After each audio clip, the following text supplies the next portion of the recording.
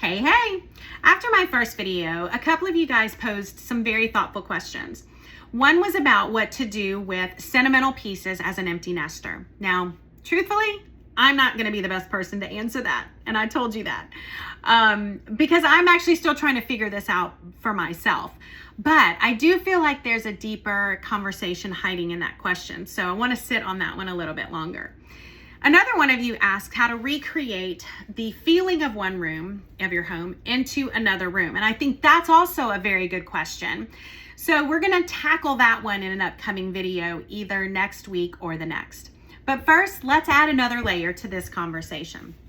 Okay, so have you ever had a room in your home that you love, that you spent time decorating, you think it's beautiful, but you realize you rarely want to spend time in there? Like maybe it's a formal dining room or a formal sitting room.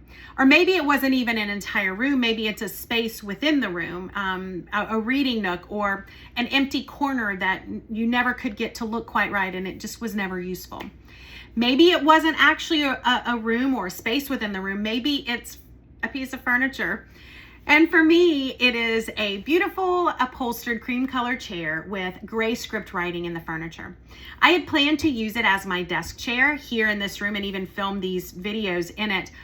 And when I brought it in, it looked really pretty. I did like it, but when I sat in it, I felt so crowded. The arms were high, so they were hitting the desktop.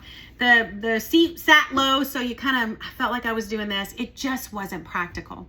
Some things are in a room just to be pretty, but I needed that chair to be something I could use. Because I love that chair, I tried to use it everywhere else. I put it in this room and then this room and then back to this room, but no matter what I did, it refused to do what I wanted it to do. Now, I actually have not gotten rid of that chair yet, shocker, but I did give myself permission to wait instead of forcing myself to use it just because I loved it. Now, maybe you're going to ask, but what if that's my only chair? And that's a great question because, of course, I'm not suggesting we all go out and buy all new furniture. Most of us, including me, are trying to decorate with what we already have.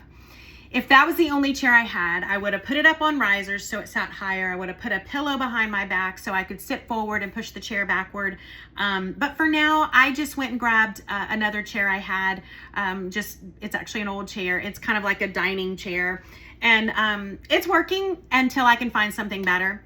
And we'll talk more about using pieces that you already have for decorating in the future. The point is, I chose not to force using this chair just because I liked it. And that made me wonder if sometimes we spend so much time trying to make our favorite pieces work in a room before we even ask if they're supposed to be there. Whether or not they're actually serving a purpose and helping that room become what we want or need it to be. And maybe that's why a room can look finished, but not really feel finished. Recently, we've been discussing decorating in layers and asking ourselves intentional questions before jumping into the decorating decisions. Today, I'm actually going to address one of those decorating decisions. Yes, it's time to talk about furniture, but maybe not the way that you expect. The way I see it, furniture is not really the starting point of a room. The function is, the life is. The function helps determine the furniture and the life helps inform the layout. Those thoughtful questions come first and the furniture simply follows. So after asking, how do I want a room to feel? And what does that feeling look like to me? Let's add another question. How do I actually want to live in this space? And remember, knowing a room's purpose actually helps clarify the whole space, which will naturally help clarify all of the decorating decisions. The furniture we choose and the way we arrange it should support the life that we plan to live there and our needs for that room. The furniture answers, what do I need? And the layout answers, how do those pieces best support the life happening here? So then, before we choose all the furniture for a space, let's spend a little time thinking about how we actually want to live in it by asking questions like, what kind of life do we want or need this space to support? And what is this room's role in that life? Will people gather here? Will they have conversations in here? Will someone read here or write or work or create, do homework, watch movies, play games, take naps, maybe more than one of those? But those answers will inevitably begin to shape the furniture you choose, how you choose to arrange it, and even help you determine what doesn't belong there.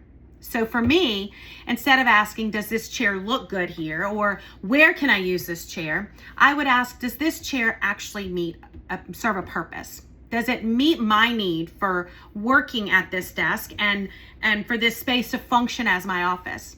Sometimes the answers will be yes, and sometimes they'll be not quite. In this case, it was a straight up no. And I think it's okay to give yourself permission to let a favorite piece wait. Maybe for a different room or even a different season if it doesn't work right now. We'll talk more about furniture size and room arrangement and layout and traffic flow and all of those practical things in future videos, because they all of them play a role in how a room functions and how we experience it. Today, I just wanted to encourage you to think about your furniture in potentially a little different way. Maybe before choosing the pieces, spend a little time thinking about the life you want them to support. Then the furniture and inevitably and eventually the layout will become a whole lot clearer. Decorating isn't really about the pieces. It's about the decisions behind them. At least that's the way I see it. I would love to hear about a room or a piece of furniture that has changed in your life, or maybe because of your season as it has changed. Okay, chat soon.